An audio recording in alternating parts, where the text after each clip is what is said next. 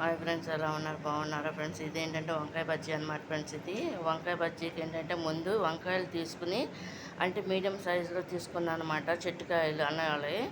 తీసుకుని ఏంటంటే ఫ్రెండ్స్, దాన్ని కడిగేసి దాని తలకాయ ఉంటుంది కదా, కట్ చేసేసి 4 ఘాట్లు పెట్టేసుకున్నాను అనమాట. ఘాట్లు పెట్టేసుకుని వాటిని సరిపడా ఆయిల్లో ఫ్రై చేసుకుని ఫ్యాన్ కింద పెట్టేస్తాను అనమాట. బాగా ఆరిపోయేదాకా ఉన్న తర్వాత ముందుగా రెడీ పెట్టుకున్న శనగపిండి, వాము, కొంచెం సాల్టు, తినే సోడా కలిపేసుకుని ఒక పక్కన పెట్టేసుకోవాలన్నమాట.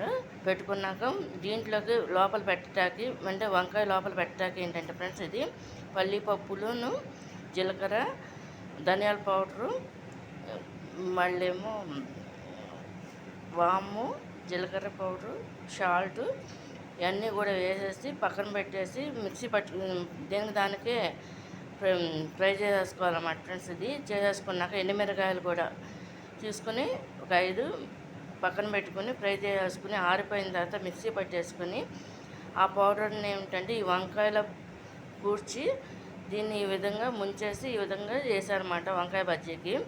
ఇదేంటంటే లాస్ట్లో కొంతమంది ఆనియన్ తినేవాళ్ళు ఉంటారు, తిన్నవాళ్ళు కూడా ఉంటారు కదా ఫ్రెండ్స్, అందుకని ఇలా పెట్టానమాట.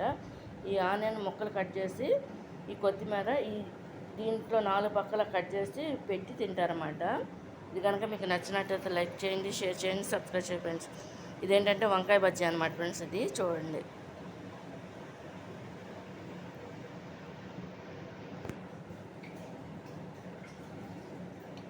ఫస్ట్ టైం ఫ్రెండ్స్ నేను చేసింది ఇది. అంటే ఈ వంకాయతో